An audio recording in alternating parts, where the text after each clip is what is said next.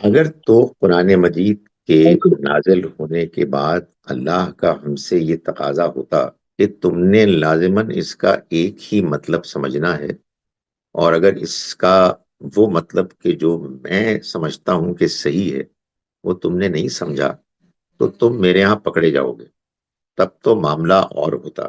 لیکن اگر اللہ نے یہ بات بیان فرمائی، یہ کہا قرآن مجید کے بارے میں کہ ہم نے اس کو عربی میں نازل کیا تاکہ تم اس کو سمجھو، تو ظاہر ہے کہ یہ آیت اصل میں مجھے اور آپ کو خطاب نہیں کر رہی۔ یہ آیت تو نبی اکرم صلی اللہ علیہ وسلم اور آپ کے زمانے کے لوگوں کو کر رہی ہے۔ قرآن مجید کا ایک حصہ وہ ہے کہ جو اس زمانے کے لوگوں کے لیے ہے، اور ایک بڑا حصہ وہ ہے کہ جو سب کے لیے ہے۔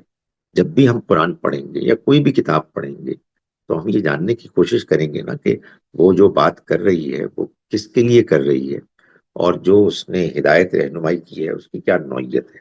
اس کے سمجھنے میں آپس میں ہمارا اختلاف بھی ہو سکتا ہے، اپنے ذہن کو کھلا رکھنا چاہیے اور ایک دوسرے کی بات کو دھیان سے سننا چاہیے۔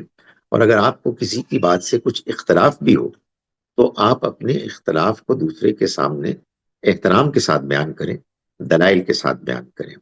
قرآن مجید یقیناً تمام انسانوں کے لیے ہے، یقیناً وہ عربی زبان میں ہے۔ ہمارے لیے بڑی شرف کی بات ہوگی کہ ہم اس کی اس زبان کو سمجھیں اور اس کو براہ راست جاننے کی کوشش کریں۔ تاہم اگر یہ ہمارے لیے ممکن نہیں ہے تو اللہ کی اس کتاب کو جتنا ہم سمجھ سکتے ہیں اپنے حالات میں، اتنا اگر ہم سمجھیں تو انشاءاللہ یہ ہمارے لیے ایک بڑے نفع اور فائدے کی چیز ہوگی۔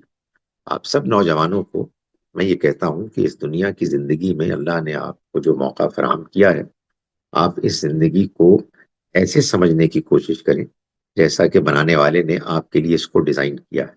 اس کا ڈیزائن یہ ہے کہ آپ اس زندگی کو ایک امتحان سمجھیں، اس کی نعمتوں کو انجوائے کریں، لیکن اللہ کی بتائی ہوئی حدود کے اندر رہتے ہوئے، اور اللہ کو سمجھیں کہ اس کا پیغام کیا ہے، ہمیں اس کو کیسے پہچاننا ہے، ہمیں اس کے ساتھ کیسے تعلق قائم کرنا ہے۔ ہم نماز پڑھیں، باقاعدگی کے ساتھ اپنی نمازوں کو اچھا بنانے کی کوشش کریں، اور یہ جان لیں کہ پوری زندگی اصل میں سیکھنے کے عمل کا نام ہے۔ ہمیں اللہ کے دین کو سیکھنا ہے، اور سیکھنے میں ہمیں کوئی رکاوٹ کو قبول نہیں کرنا چاہیے، اور سب کو سننا چاہیے۔ جو بات آپ کو دیانتداری سے صحیح لگے اس کو مانیں، اور اس عمل کو، اس سفر کو جاری رکھیں۔ اللہ تعالیٰ آپ سب کو دنیا اور آخرت کی کامیابی عطا فرمائے۔